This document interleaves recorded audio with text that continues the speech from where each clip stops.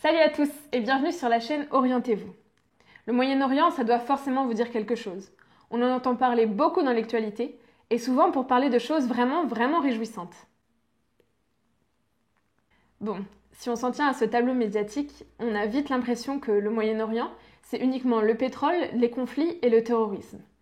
Mais ce serait vraiment dommage de s'en tenir là. Parce que même s'il s'agit d'une région du monde où il y a encore des conflits et qui est assez tourmentée, le Moyen-Orient, c'est aussi une région avec une grande richesse culturelle, historique et géographique. L'objectif sur cette chaîne, c'est donc de vous faire découvrir tout ça, à travers des vidéos d'histoire, d'actualité, aussi de géopolitique, de culture et même peut-être de cours d'arabe. Mais commençons par le commencement. Si vous êtes familier avec le terme Moyen-Orient, êtes-vous pour autant capable de me dire quel pays compose cette région du monde ? Dans cette vidéo, je vous propose d'explorer dans un premier temps comment la notion de Moyen-Orient s'est construite historiquement. Ensuite, on fera un petit topo sur sa géographie et à la fin, on fera un petit point sur son actualité et voir un peu de quoi on parlera sur la chaîne.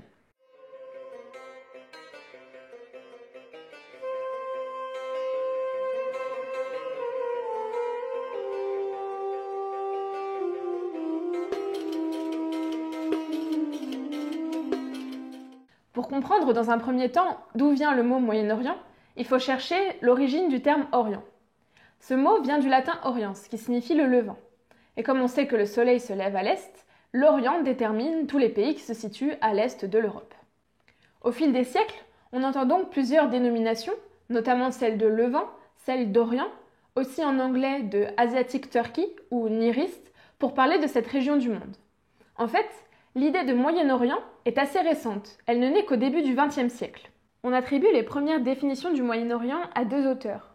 Le premier, un amiral américain, dénommé Alfred Thayer Mahan, parlait d'une région centrée autour du golfe Persique, de la Perse et de la Mésopotamie, dès l'année 1902.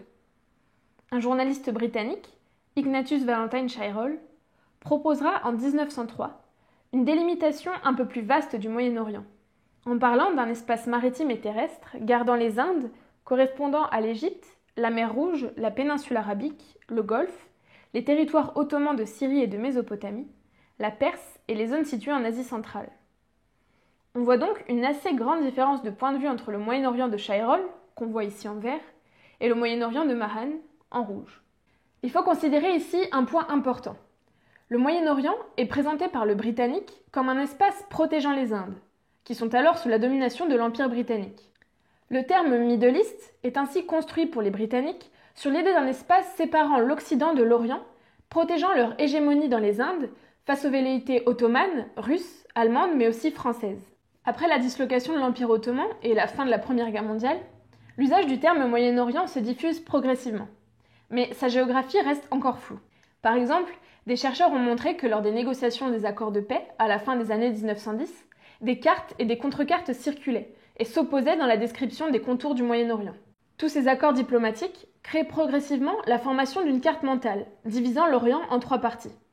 On a le Proche-Orient, qui est centré autour de la Turquie, le Moyen-Orient, autour de l'Empire des Indes, et l'Extrême-Orient, qui est davantage situé autour de la Chine.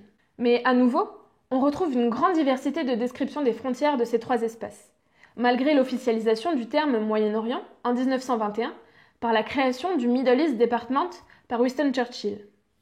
Ce département, en fait, n'administrait que la Transjordanie, la Palestine, l'Irak et l'Égypte. Les diplomates français, eux, utilisaient davantage les termes de Levant et de Proche-Orient lorsqu'ils parlaient des pays qui étaient sous mandat français. On voit donc que la différence entre ces deux notions au début du XXe siècle est davantage liée aux enjeux diplomatiques qu'aux réalités territoriales. Ce sont donc deux termes qui se font concurrence en Occident tout au long du XXe siècle. En fait, après la Seconde Guerre mondiale, la région du Moyen-Orient devient petit à petit un enjeu réellement mondial, notamment du fait de la découverte des puits de pétrole dans la région. Du coup, on voit s'élargir sa définition même dans l'imaginaire des Occidentaux et des grandes puissances occidentales. Depuis, on entend donc surtout parler de Moyen-Orient, mais on peut encore aujourd'hui entendre parler de la notion de Proche-Orient, et surtout en France. Certains auteurs affirment que ces deux notions sont en fait complètement interchangeables, et qu'elles déterminent une seule et même région. D'autres auteurs préfèrent parler du Proche-Orient pour décrire les pays qui se situent autour du pourtour méditerranéen, tandis que le Moyen-Orient se situe davantage autour du golfe Persique et de la péninsule arabique. On voit d'autres auteurs qui distinguent l'Afrique du Nord du Proche et du Moyen-Orient, mais d'autres auteurs intègrent le Maghreb lorsqu'ils parlent du Moyen-Orient. Tout ça pour dire que si vous ne savez pas quels pays sont intégrés dans le Moyen-Orient, en fait c'est complètement normal. Même les géographes, les diplomates et les chercheurs ont du mal à se mettre d'accord sur la question depuis plus d'un siècle. Mais ce qui me semble important de retenir quand même, c'est de constater à quel point la construction des termes Proche et Moyen-Orient s'insère directement dans les rapports de pouvoir européens au début du XXe siècle et déjà au XIXe siècle. On voit donc que le fait de nommer, de cartographier et de tracer des frontières sont loin d'être des actes anodins. On retrouve donc des critiques du terme Moyen-Orient lui-même, parce que pour certains chercheurs, c'est une construction purement occidentale. En tous les cas, on voit donc qu'aujourd'hui, déterminer très précisément les contours du Moyen-Orient, c'est assez difficile. Vous pouvez ouvrir n'importe quel livre qui parle du Proche et du Moyen-Orient, et vous ne trouverez pas deux fois la même définition de la région.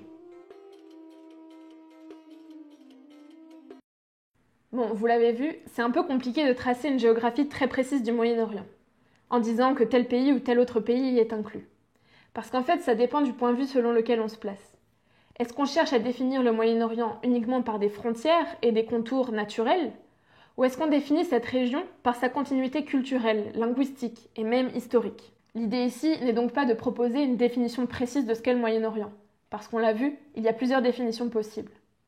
Mais étant donné que l'objectif de ces vidéos est quand même de vous présenter les pays dont on va parler, on va quand même essayer de visualiser l'espace géographique dont il s'agit. Et donc voici la région du monde dont on va parler sur cette chaîne.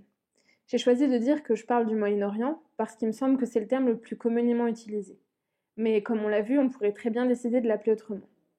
En tout cas, si on part de l'ouest en allant vers l'est, on se retrouve avec la Mauritanie, le Maroc, l'Algérie, la Tunisie et la Libye, qui composent ce que les géographes appellent le Grand Maghreb. Ensuite, on a l'Égypte et le Soudan, qui constituent la vallée du Nil. Viennent ensuite Djibouti et la Somalie, qui forment la Corne de l'Afrique. Puis le Yémen, Oman, les Émirats arabes unis, le Qatar, le Bahreïn, l'Arabie saoudite et le Koweït, qui composent la péninsule arabique. Enfin, l'Irak, la Syrie, le Liban, la Palestine et la Jordanie constituent la région du croissant fertile. Si on s'arrête ici, on se retrouve avec ce que les géographes considèrent comme le monde arabe. Mais le Moyen-Orient est aussi composé de pays qui ne sont pas arabes. On a donc en plus l'Iran, la Turquie, Israël et l'Afghanistan. Aujourd'hui, le Moyen-Orient renferme une très grande diversité de cultures, de langues, de religions. C'est vrai que le Moyen-Orient est encore aujourd'hui marqué par les conflits. Mais il ne faut pas considérer cette région du monde comme un ensemble homogène, avec une seule et même identité. Comme parfois l'expression monde arabo-musulman le laisse sous-entendre, parce qu'en fait c'est vraiment tout le contraire. Les pays qui composent le Moyen-Orient aujourd'hui sont pour la plupart nés au XXe siècle, donc sont très jeunes. Et ils ont connu dès leur émergence des conflits culturels, territoriaux, politiques et sociaux, qui persistent parfois encore aujourd'hui. Mais pour comprendre ça, il faut plonger dans la spécificité de chacune de ces situations. Et c'est bien l'objectif de cette chaîne. Voilà en tout cas pour cette rapide présentation du Moyen-Orient, et surtout des sujets que l'on va aborder sur cette chaîne. Étant donné que j'ai une formation d'universitaire, l'objectif n'est pas du tout de donner mon point de vue, mais plutôt d'essayer d'attiser votre curiosité sur ces sujets. Du coup, vous trouverez toujours mes sources en barre d'infos, si jamais l'envie vous prend d'aller un peu plus approfondir ces sujets. Et d'ailleurs, si vous avez des thèmes en particulier que vous souhaiteriez aborder, n'hésitez pas à m'en faire part dans les commentaires, et je me ferai un plaisir de faire des recherches là-dessus et de vous proposer une vidéo sur ces sujets. Merci en tout cas d'avoir regardé cette première vidéo, j'espère vraiment qu'elle vous a plu, et si c'est le cas, n'hésitez pas à la partager et à vous abonner à ma chaîne. En attendant, je vous dis à très vite pour une prochaine vidéo. Salut!